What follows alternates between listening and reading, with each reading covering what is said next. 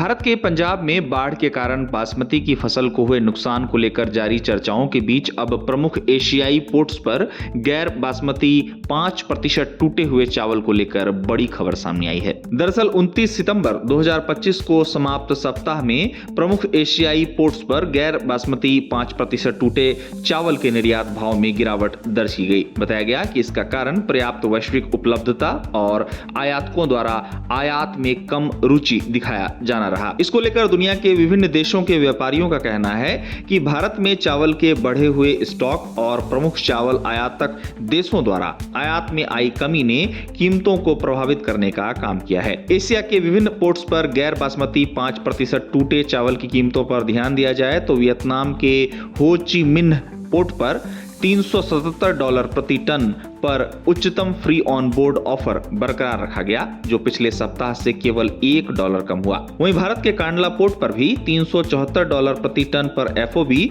तुलनात्मक रूप से मजबूत रहा, जो व्यापक गिरावट के बावजूद स्थिर पाइपलाइन मांग और निर्यातकों द्वारा आक्रामक स्टॉक होल्डिंग को दर्शाता है। इस दिशा में सबसे ज्यादा एडजस्टमेंट थाईलैंड से देखने को मिली, जहां बैंकॉक पोर्ट का ऑफर $9 से घटकर $350 प्रति टन हो गया। वहीं पाकिस्तान के कराची पोर्ट पर दाम $7 गिरकर $356 प्रति टन पर आ गया। कराची में आई इस गिरावट के पीछे का कारण व्यापारियों द्वारा स्टॉक खाली किया जाना और व्यापारियों द्वारा खरीदारों की रुचि बनाए रखने के लिए अपनी पेशकश कम किया जाना रहा। वहीं म्यांमार के यांगून पोर्ट पर ज्यादा कॉम्पिटिटिव भाव देखने को मिला, जहां सप्ताह भर में कीमतें $5 गिरकर $325 प्रति टन पर आ गई, जो खासकर सीमित अग्रिम बुकिंग और क्षेत्रीय आपूर्तिकर्ताओं की ओर से भारी कटौती को दर्शाता है। अब गैर बासमती 5% टूटे चावल के निर्यात भाव में गिरावट को लेकर मार्केट पार्टिसिपेंट्स का कहना है कि आयात स्थगित होने